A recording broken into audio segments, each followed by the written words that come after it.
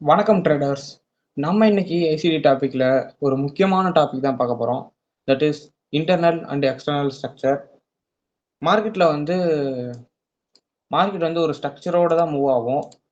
Like இப்படி ஒரு higher high, higher low இப்படி வந்து மூவ் ஆனிச்சு அப்படின்னா தெளிவாவே தெரியும். அது வந்து ஒரு அப் ட்ரெண்ட். அதே இதுக்கு ஆப்போசிட்டா ஒரு லோயர் ஹை, லோயர் லோ இப்படி வச்சு மார்க்கெட் மூவ் ஆகுது அப்படின்னா இது வந்து டவுன் ட்ரெண்ட். ஓகே, இது அப் ட்ரெண்ட், இது டவுன் ட்ரெண்ட். பட் இது வந்து external structure. Internal and external structure நம்ம பார்க்க போறோம். ஸோ இது எல்லாமே வந்து ஒரு எக்ஸ்டர்னல் ஸ்ட்ரக்சர் கைஸ். என்னன்னா மார்க்கெட் வந்து ஒரு ஹையர் லோ வச்சு போகுது அப்படின்னா இது வந்து எக்ஸ்டர்னல் ஸ்ட்ரக்சர்ல தான் மார்க்கெட் இப்படி இருக்கும். இன்டர்னல் ஸ்ட்ரக்சர்ல இந்த ஒரு ரீட்ரேஸ்மெண்ட் மட்டுமே ஒரு பெரிய ஒரு சோர்ச் கொடுத்து ஒரு பெரிய செல்சியல் மூவ்மெண்ட் ஆட்டம் தெரியும். இது வந்து ஒரு ஹையர் டைம் ஃப்ரேம். இது எப்படி சொல்லலாம், இது வந்து ஒரு 4 ஹவர் அப்படின்னா ஒரு 5 மினிட்டோ 1 மினிட்டோ நீங்க பாக்குறீங்க அப்படின்னா இங்க இருந்து இவ்வளவு தூரம் ரீட்ரேஸ்மெண்ட் ஆனது மட்டுமே ஒரு பெரிய செல் மூவ்மெண்ட் நடந்த மாதிரி இருக்கும் லோயர் டைம் ஃப்ரேம்ல. ஆனா 4 ஹவர்ல பாத்தீங்க அப்படின்னா வெறும் சின்னூண்டு ரீட்ரேஸ்மெண்ட் ஆட்டம் தான் இருக்கும். ஸோ நம்ம வந்து எக்ஸ்டர்னல் ஸ்ட்ரக்சரை வச்சு டைரக்ஷனை கண்டுபிடிச்சுக்கணும். ஸோ எக்ஸ்டர்னல் ஸ்ட்ரக்சர் எந்த டைரக்ஷன்ல இருக்கோ அந்த டைரக்ஷன்ல மட்டும்தான் நம்ம ட்ரேட் பண்ணணும் அப்படின்னு கன்ஃபார்ம் பண்ணிக்கணும். ஏன் அப்படின்னா நம்மளோட வின்னிங் ப்ராபபிலிட்டி அதிகமாகும். நம்ம என்னதான் ஒரு ட்ரேட் எடுக்கிறோம் அப்படின்னா, இப்போ செல் ட்ரேட் எடுக்கிறோம். ஸோ இந்த இடத்துல செல்லே எடுக்கிறோம். இந்த இந்த இடத்துல செல் எடுக்கிறோம் அப்படின்னா கூட, இந்த இடத்துல ஸ்டாப் லாஸ் வச்சா கூட, இந்த இடத்துல வந்து 1:2 கிடைக்குமானா, எஸ், கிட்டத்தட்ட கிட்டத்தட்ட கிடைக்குது. கிட்டத்தட்ட போகுது. பட் ஆனா நம்ம இப்படி பண்ணக்கூடாது. ஏன் அப்படின்னா ஹையர் டைம் ஃப்ரேம்ல அதாவது எக்ஸ்டர்னல் ஸ்ட்ரக்சர் வந்து புல்லிஷா இருக்கும்போது நம்ம ஒரு பியரிஷுக்காக செல் மொமெண்ட் பார்த்தோம் அப்படின்னா அது வந்து நம்ம ப்ராபபிலிட்டி கம்மியா இருக்கும். வின்னிங் ரேட் வந்து கம்மியாயிரும். அந்த ட்ரேடோட வின்னிங் ரேட் வந்து கம்மியாயிரும். ஸோ நம்ம வந்து இந்த ஹையர் டைம் ஃப்ரேமோட டைரக்ஷனோட நம்ம போறோம் அப்படின்னா அப்போ வந்து நம்மளோட வின்னிங் ப்ராபபிலிட்டி வந்து அதிகமாயிரும். ஸோ ஒரு லாங் ட்ரெண்ட் எடுக்கிறோம் அப்படின்னா கூட இந்த ரீட்ரேஸ்மெண்ட் இப்போ லோயர் டைம் ஃப்ரேம்ல இங்க இருந்து பை ஆகுது அப்படிங்கும் போது இந்த இடத்துல பை போட்டோம் அப்படின்னா எஸ்எல் இங்க வச்சா கூட மார்க்கெட் வந்து இந்த 1:2 வைக்கிறோம். இந்த இடத்துல கிடைக்கிறது இன்னும் கொஞ்சம் இங்கேயே தவுத்தி வச்சிருந்தா கூட மார்க்கெட் அடுத்த ஒரு ரீட்ரேஸ்மெண்ட் எடுத்துட்டாவது நம்மளுக்கு டிபி ஃபுல் டிபி கொடுக்கும். பட் ஆனா இந்த இடத்துல ஒரு செல் எடுக்கிறோம் அப்படின்னா ஃபுல் டிபி கொடுக்காது. போய் நம்மளோட எஸ்எல் தான் ஹிட் பண்ணும். ஏன்னா நம்ம ட்ரெண்ட் மாறி இருக்கிறோம். ஓகே, டைரக்ஷன் மாறாம இருந்தா தான் நம்மளோட எதா இருந்தாலுமே நம்மளுக்கு கரெக்டா ஹிட் ஆகும். ஸோ வந்து மார்க்கெட் வந்து புல்லிஷா இருக்கும்போது நம்ம ஒரு செல் ட்ரேட் எடுத்தோம் அப்படின்னா அதுல எஸ்எலோட ப்ராபபிலிட்டி அதிகம், டிபியோட ப்ராபபிலிட்டி வந்து கம்மி. பட் ஆனா ஹையர் டைம் ஃப்ரேம் அதாவது external liquidity equal to higher time frame.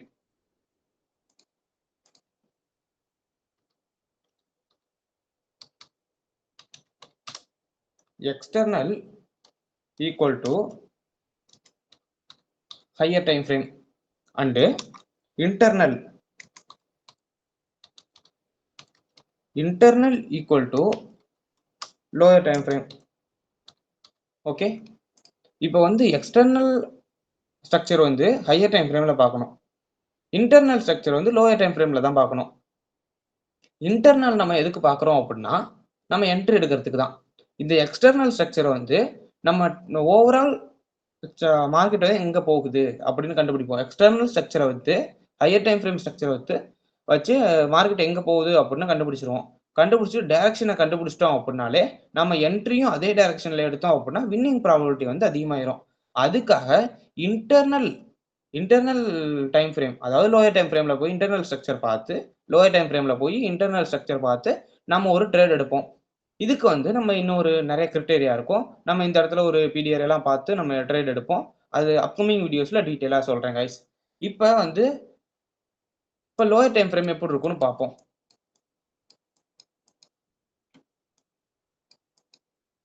Okay, இப்போ மார்க்கெட் வந்து ஹையர் டைம் ஃப்ரேம்ல இப்படி போகுது அப்படின்னா higher high higher low higher high higher low அப்படின்னு ஒரு அப் ட்ரெண்ட்ல போகுது. இது எக்ஸ்டர்னல் ஸ்ட்ரக்சர். இதோட இன்டர்னல் ஸ்ட்ரக்சர் எப்படி இருக்கும்னு காட்டுறேன். ஸோ இந்த ஒரு ஸ்விங், இந்த ஸ்விங்ல இருந்து இங்க கீழே வரதை மட்டும் காட்டுறேன்.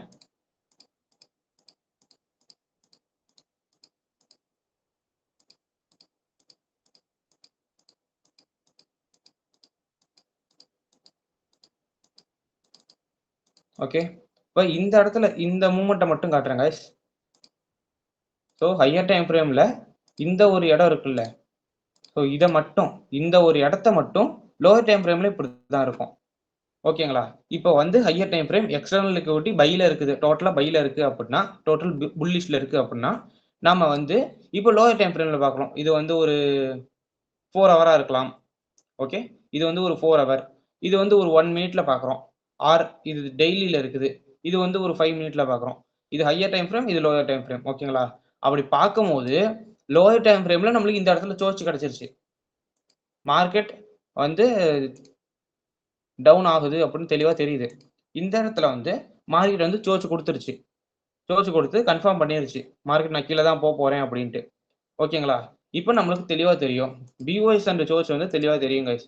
இது மார்க்கெட் வந்து மேலே மேலே ஹையை பிரேக் பண்ணி போணுச்சுன்னா இது பிஓஎஸ் ட்ரெண்ட் கண்டினியூ ஆகுது. அதே ட்ரெண்டை வந்து வயலேட் பண்ணி திரும்பி ஆப்போசிட் ரிவர்சல் ஆகிற இடத்துல சோர்ச் கொடுக்கும். இது சோர்ச். இப்போ லோயர் டைம் ஃப்ரேமில் சோர்ச் கொடுத்துருச்சு. ஓகேங்களா? பட் ஹையர் டைம் ஃப்ரேமில் இல்லை, ஹையர் டைம் ஃப்ரேமில் சோர்ச் கொடுக்கல, லோயர் டைம் ஃப்ரேமில் தான் சோர்ச் கொடுத்துருக்கு. நம்ம இந்த மாதிரி சோர்ச் கொடுத்துருச்சு அப்படின்னு லோயர் டைம் ஃப்ரேமில் செல் பண்ணுறோம் அப்படின்னா, இப்போ லோயர் டைம் ஃப்ரேமில் இங்கே வந்து கன்ஃபர்மேஷன் பார்த்து இந்த இடத்துல செல் பண்ணி ஸ்டாப் லாஸ் இங்கே வைப்போம். டார்கெட் வந்து ஒரு 1:2 வைக்கிறோம் அப்படின்னா அது வந்து கிடைக்காது. ஏன் அப்படின்னா ஓவரால் எக்ஸ்டர்னல் ட்ரெண்ட் வந்து புல்லிஷில் இருக்குது. ஸோ வந்து இது வந்து ஒரு ரீட்ரேஸ்மெண்ட் லெக் மட்டும்தான். இந்த லெக் வந்து ரீட்ரேஸ்மெண்ட் தான். லோயர் டைம் ஃப்ரேமில் ஒரு பெரிய ஸ்விங் ஆட்டம் தெரியும், பட் ஆனால் இது வெறும் ரீட்ரேஸ்மெண்ட் தான். ஸோ அதனால நம்மளோட லாஸ் ப்ராபபிலிட்டி, எஸ்எல் அடிக்கிற ப்ராபபிலிட்டி வந்து அதிகமாயிருச்சு, டிபி அடிக்கிற ப்ராபபிலிட்டி வந்து கம்மியாயிருச்சு. ஸோ இதனால இங்கே சோர்ச்சை கொடுத்தாலும் நம்ம வந்து பொறுமையாக இருக்கணும். திரும்பி இந்த இடத்துல பிடிஆர்ஏ லைக் எஃப்இஜிஓ இல்லை ஓபிஓ இந்த இடத்துல நம்ம பார்த்து நம்ம என்ன பண்ணுவோம் அப்படின்னா இந்த இடத்துல இருந்து பை பண்ணுவோம். இந்த இடத்துல இருந்து ஒரு பை எடுக்கிறோம் அப்படின்னா லைக் இந்த இடத்துல சோர்ச் கொடுத்துருச்சுல்ல, 1 செகண்ட். இப்போ வந்து இந்த இடத்துல சோர்ச் கொடுத்து லோயர் டைம் ஃப்ரேமில் இந்த இடத்துல சோர்ச் கொடுத்துருக்கு. ஓகே, லோயர் டைம் ஃப்ரேமில் இங்கே சோர்ச் கொடுத்துருக்கு அப்படின்ட்டு நம்ம என்ன பண்ணுறோம் அப்படின்னா இந்த இடத்துல பை போகிறோம். இந்த இடத்துல பை போய் எஸ்எல் தூக்கி இந்த இடத்துல வச்சா கூட ஒரு 1:2 கிடைக்குமா அப்படின்னா, இப்போ இந்த இடத்துலயே மார்க்கெட்டில் நம்மளுக்கு 1:2 கிடைக்கல அப்படின்னா கூட, இஃப் இன்கேஸ் சொல்கிறேன், மார்க்கெட் இங்கேருந்து கீழே வந்திருந்தா கூட ஓவரால் ட்ரெண்ட் வந்து புல்லிஷ் அப்படிங்கிறனால மார்க்கெட் வந்து இங்கேருந்து ரீட்ரேஸ் ஆகிட்டாவது எப்படியாவது நம்மளோட டிபிக்கு போயிடும். ஓகேங்களா? இந்த இடத்துல லாங் பொசிஷன் எடுக்கும்போது நம்மளோட ப்ராபபிலிட்டி கம்மி, எஸ்எல் அடிக்கிற ப்ராபபிலிட்டி கம்மியாகவும் டிபி அடிக்கிற ப்ராபபிலிட்டி அதிகமாகவும் மாறிடுது. ஆனால் நம்ம வந்து இந்த இடத்துல ஒரு செல் ட்ரேட் எடுக்கிறோம் அப்படிங்கும்போது நம்மளோட எஸ்எல் ப்ராபபிலிட்டி அதிகமாயிரும், டிபி ப்ராபபிலிட்டி கம்மியாயிரும். ஸோ இதனால go with the higher time frame direction. சொல்ல வர்றது என்ன அப்படின்னா, இந்த ஹையர் டைம் ஃப்ரேம் இருக்குல்ல, இந்த ஹையர் டைம் ஃப்ரேமோட டைரக்ஷனோட நீங்க போனீங்க அப்படின்னா உங்களோட வின்னிங் ப்ராபபிலிட்டி அதிகமாயிரும். ஓகே கைஸ், இப்போ வந்து உங்களுக்கு ஒரு சில எக்ஸாம்பிள்ஸ் காட்டுறேன். ஓகே கைஸ், இது வந்து கோல்டு 4 ஹவர் சார்ட் எடுத்துக்கிட்டேன். ஸோ இந்த இடத்துல இருந்து எடுத்துக்கிறேன். லைக் இது பிப்ரவரி 28 9 மணிலேருந்து நான் எடுத்துக்கிறேன். ஸோ இது வந்து ஃபுல்லாக ஒரு புல்லிஷில் தான் இருக்குது. மார்க்கெட் அதுக்கு முன்னாடியும் ஒரு புல்லிஷில் தான் இருக்குது. ஓகே, இப்போ வந்து என்ன பண்ணுறேன் அப்படின்னா லைக் ஓகே கைஸ், இப்போ வந்து அந்த 4 ஹவர் சார்ட்லேருந்து 15 மினிட் சார்ட்டுக்கு வந்துட்டேன். இப்போ 4 ஹவரில் டைரக்ஷன் பார்த்தாச்சு, பை மட்டும்தான் இருக்குது. இப்போ எல்லாத்தையும் இப்போ என்னென்ன நடக்குதுன்னு பார்ப்போம். இப்போ இங்கே 4 ஹவர்லேருந்து மார்க்கெட் புல்லிஷ்லேயே இருக்குது. ஸோ நம்மளுக்கு வந்து பொறுமையாக பார்க்குறோம். இப்போ வந்து இந்த இடத்துல ஒரு சோர்ஸ் கொடுத்துருக்குது. 50 மினிட்ல லோயர் டைம் ஃப்ரேமில் இங்கே சோர்ச் கொடுத்துருக்கு. அதை அப்ரூவ் பண்ணுற மாதிரி நம்ம வந்து இப்படி பார்ப்போம். இங்கே சோர்ச் கொடுத்துருக்கு அப்படின்னா ஒரு லோ வச்சு இப்படி போகணும் அப்படின்னு நம்ம நினைப்போம். அதே மாதிரி லோ இங்கே ஹையை உடைக்காமல் லோ வச்சுட்டு போயிருக்கு. ஸோ நெக்ஸ்ட்டு ஒரு ரீட்ரேஸ்மெண்ட் வரும்போது நம்ம வந்து ஒரு செல் எடுப்போம். அப்படி நம்ம செல் எடுத்திருந்தோம் அப்படின்னா நம்மளுக்கு வந்து என்ன ஆயிருக்கும் அப்படின்னா ஒரு ஸ்டாப் லாஸ் தான் அடிச்சிருக்கோம். ஸோ இங்கே எங்கேயாவது நம்ம கன்ஃபர்மேஷன் பார்த்து ஒரு செல் எடுத்திருந்தால் 1 செகண்ட் இப்படி வந்து நம்ம ஒரு செல் எடுக்கிறோம் அப்படின்னா அது வந்து டிபி போகிற ப்ராபபிலிட்டியை விட எஸ்எல் அடிக்கிற ப்ராபபிலிட்டி அதிகமாகிடுச்சு. ஏன்னா ஓவரால் ட்ரெண்ட் வந்து புல்லிஷ். ரொம்ப நாள் கழிச்சு, ரொம்ப நேரம் கழிச்சு தான் இது வந்து டிபி அடிச்சிருக்குது. ஓகேங்களா? ரொம்ப நேரம் கழிச்சு இது டிபி அடிச்சிருக்குது. ஆனால் எஸ்எல் இது வந்து இந்த ஒரு பாயிண்ட் இங்கே போகல அப்படின்னா எஸ்எல் அடிச்சிருக்கும். ஸோ இது வந்து ரீட்ரேஸ்மெண்ட் என்ட்ரி வந்து ரொம்ப ரிஸ்கியானது இப்படி எடுக்கிறது. பட் ஆனால் நம்ம இப்படி பார்த்துக்கிட்டே வரோம். மார்க்கெட் வந்து அதே பை ட்ரேட் பை தான் ஃபோக்கஸ் பண்றோம் அப்படின்னா, இந்த இடத்துல சோர்ஸ் குடுத்திருக்கு. நம்ம பை தான் ஃபோக்கஸ் பண்றோம். ஓவரால்ல வந்து மார்க்கெட் புல்லிஷ்ல இருக்கு. நம்ம பை ஃபோக்கஸ் பண்ணும்போது, இந்த இடத்துல சோர்ஸ் குடுத்திருக்கு. இங்க சோர்ஸ் குடுத்திருக்கு. மார்க்கெட் வந்து என்ன பண்ணியிருக்கு அப்படின்னா, இங்க வந்து லோ வச்சு, இங்க சோர்ஸ் குடுத்துட்டு, ஒரு லோ வச்சு இப்படி இப்படி வந்திருக்குது. ஸோ திரும்பி கன்டின்யூ ஆயிருச்சு. நம்ம ஒரு கன்ஃபர்மேஷன் லைக் ஒரு பீரியட் மாரி கன்ஃபர்மேஷன் பார்த்து, நம்ம ஒரு பை இங்க எடுக்கிறோம் அப்படின்னா, லைக் எங்கேயோ இந்த இடத்துல வச்சு செல் இங்க ஃப்ளோ வைப்போம். இந்த இடத்துல வச்சிருந்தா கூட நான் சொல்றேன். அந்த இடத்துல ரொம்ப கீழயே வச்சிருந்தா கூட, ஒரு 1:2 அப்படிங்கிறது நம்மளுக்கு அதுக்கு மேல அடிச்சுட்டு மார்க்கெட் அதுக்கு மேலயும் போகுது. ஓகே. இங்க வந்து டேஸ் பார்ப்போம்.